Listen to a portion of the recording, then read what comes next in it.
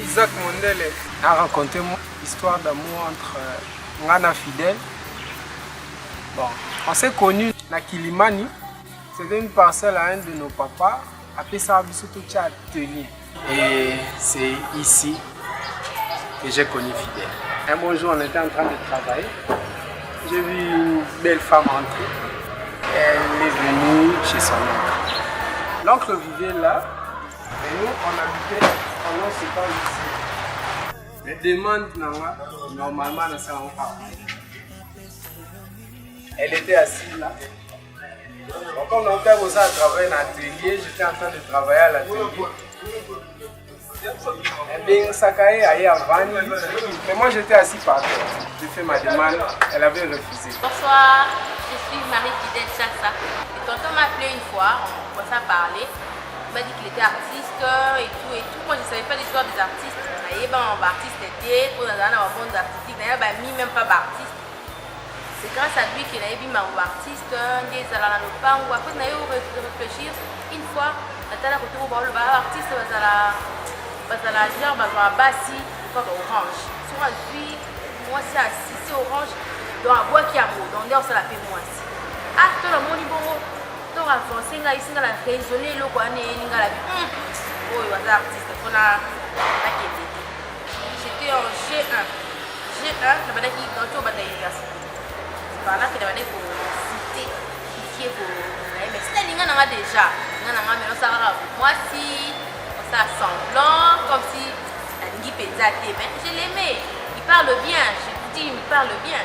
Bon, il parlait tellement bien qu'il n'a pas pour résister. Oui, il a dit que ça mais la tika pour le bawite. Il s'est été un peu moqué qu'il a dit mais la comprenait, on a évolué.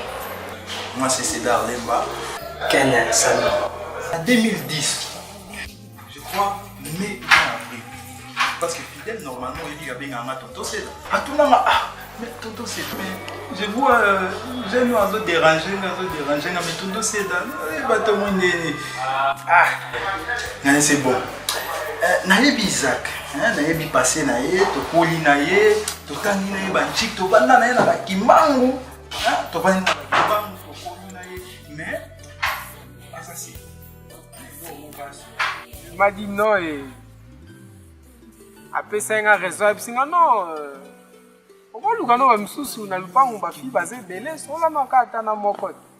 Elle s'est mise debout, elle est partie. Et quand elle est partie, quand il a dit oh mais oh sabotage vraiment Isaac. Ah, j'ai insisté tellement. Si n'a vu bon, n'a joué en sagesse. Je ne vais plus la demander. Tout comme au début quand on s'est connu avec elle, quand on a commencé notre histoire amoureux. C'était difficile parce que je me souviens encore, je dormais dehors. Que là, brique, dans le pan, on avait un place, il y a ce foot là et c'était difficile.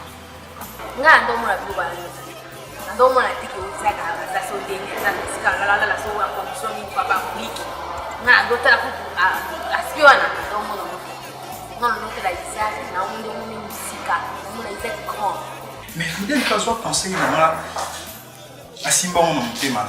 Donc à la réalité que non, à là on n'a rien. La fille a accepté Isaac tel qu'il était. Donc rien comme ça, Isaac comme il ça perd aussi matériellement. Parce que il y en a des gens qui disent bah on bazar mayaka bazangi kingo, bah on bazar kingo, bazangi mayaka. Alors il y a aussi grâce aux kingo, aux mayaka. Là on a là quand on a bien écouté. Fidèle bokolonjaka yaki moko liboso nasepelaki na ye na geste moko asalaki na ndako na ngai wana eza secret ya motema ya ngai geste wana asalaki yango wana epusaki ngai nalinga ye dès le premier jour eza na kati ya motema nanga moyen na dévoile yango eza te poso na dévoile yango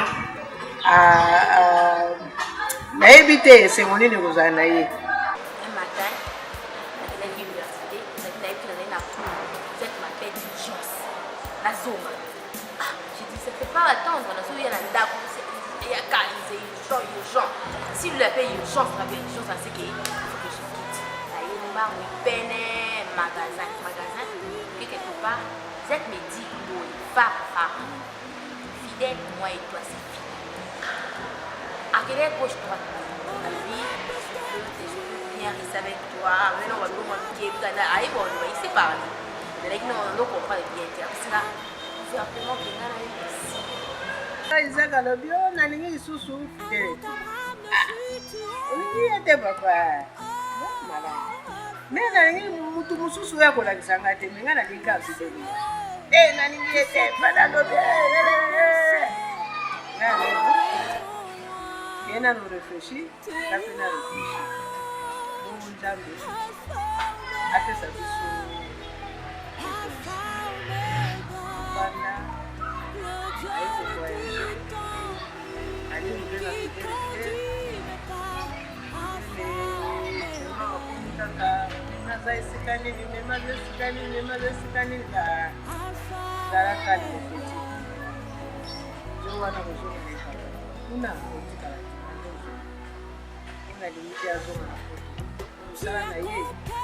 ça, quand j'ai appris que Isaac n'a Fidèle, ils ont rompu, Fidèle est venu me voir. Ce que je lui avais dit, de ne pas être pressé, de patienter, parce qu'elle a été vraiment dépaysée, donc il y a comment qui trouvait avec une assassine, elle disait qu'il soit patiente. Bon, relation na bango mibale kota la Fidèle Isaac na koloba tant bayaki kozwa moi matata si je me rappelle bien ezaki na jeu 3 ayebisinga ke ye na Isaac bakabwani Fidèle akomaki méchante surtout même kotouche ya pamba boso touché donc moi était solo bini likambo donc c'est la réponse moko qui vraiment donc sec na bengi Isaac en tout cas ndeko mobala mikitisaki ambie na homme na never aye na homme tozali esika moto ando yambela batu na moi sa nzete tobandi ko partager na teye moi maloba nzambe na pesi moi le passé nanga na talisi ndeko alobi bon dans ce cas vous avez un problème de mais ils avaient quand même incompréhension qui est non moi mon moko ba mi ba dala ba ko te no panga oh ça y est azu mususu te na se amotema lobi Isaac ngwa azu mususu te papa azu mususu te akatimiri doseki ti lelo e bomi réalité. Un soir, j'ai reçu un coup de fil de ma petite sœur qui voulait me parler de quelque chose qui la tenait à cœur. C'était pour me dire qu'elle voulait me présenter son fiancé. J'étais heureux pour elle et en même temps un peu perplexe pour savoir de quelle personne elle me parlait parce qu'en ces temps qui courent, c'est pas toujours évident. Donc j'ai attendu son coup de fil jusqu'au jour où elle va m'appeler pour me dire qu'elle passerait avec les réélus de son cœur, nous visiter en famille. Donc ils sont venus, j'ai été heureux de rencontrer Isaac, qui est un homme très sympathique. Et puis ensuite, lors de plusieurs autres rencontres, j'ai commencé à apprécier l'homme qui avait derrière, surtout l'artiste, parce que je suis quelqu'un qui apprécie le fond de quelqu'un. Et en même temps, ça m'a rassuré parce que je voulais quelque chose.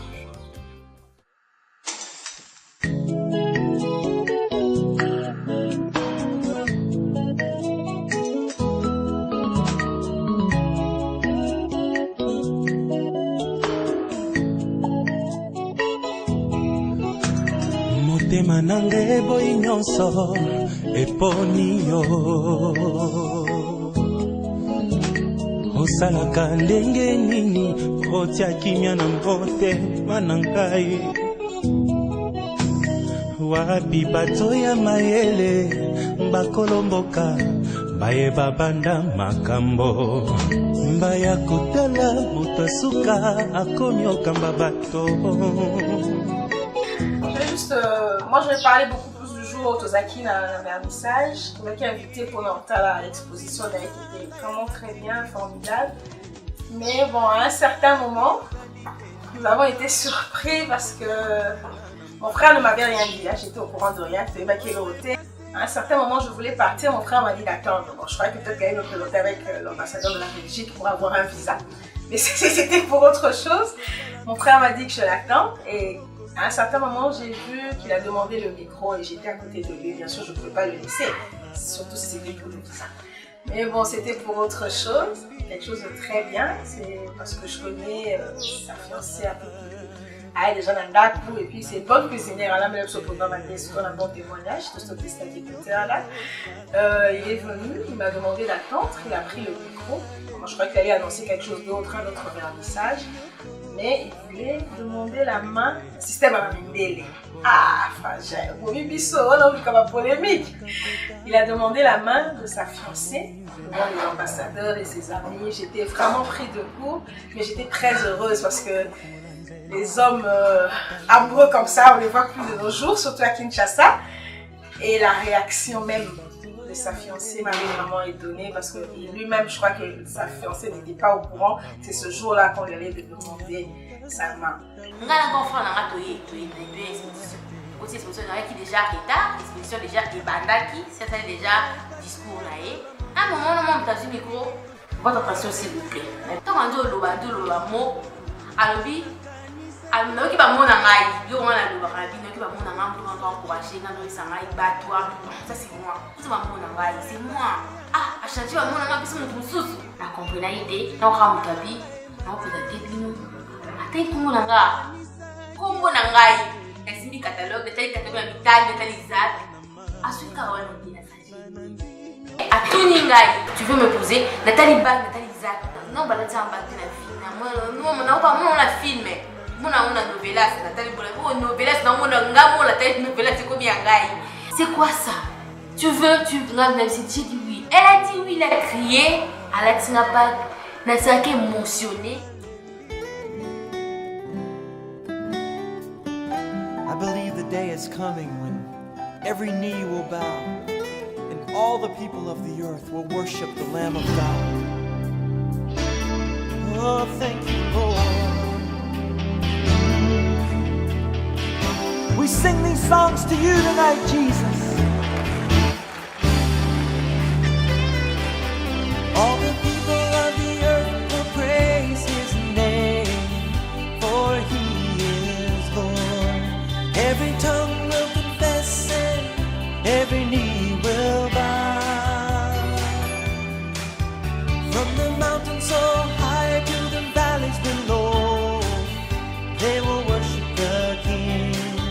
All of heaven will rejoice. C'est toujours difficile de faire des vœux, mais ce qui me traverse l'esprit en ce moment, c'est qu'il soit accroché à la troisième personne du mariage, qui est Jésus-Christ. Ça, je leur souhaite de tout mon cœur parce que c'est lui qui est le gage de leur succès, aussi bien dans leur ménage maintenant que dans leur vie professionnelle, vie spirituelle, vie sociale, vie et autre chose. S'ils s'accrochent au Seigneur, ils pourraient avoir tout ce dont ils auront besoin. Et même en période de difficulté, Jésus-Christ au milieu de leur couple sera l'appui, le soutien dont ils auront toujours besoin. Voilà mon vœu pour leur mariage.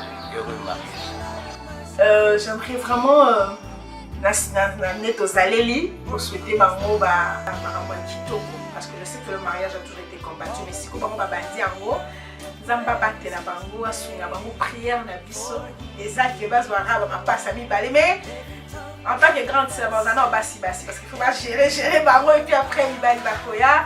En tout cas, fidèle. Je te remets mon frère, mais au moins il y a au compte de la terre. Déjà en bonne santé, dans soit Kitty, on a un problème. En tout cas, voilà ce que je pouvais dire. longue vie à vous, longue vie au mari. lelo Isaac na Fidèle babalani naza na esengo makasi nayebi te esengo yango soko naza na kodetermine yango ndenge mais siloko esali mpasi mpo tozalaki mibale nazaka nga moko nde mwa mpasi nayoki yango mais na nyonso dans l'ensemble lokola lelo Isaac abali eza esengo na souhaite bango bakota bana ebele nazwa susu bakokolo kokolo namema bango mpo nga nde muna kozala babisitere kozala ndenge bakozwa motu mosusu ya mosala te ngai nde nakoma motu ya mosala bafutanga na soka sasa mpona kozala babisitere ya malamu en tout cas nasepeli makasi naza na esengo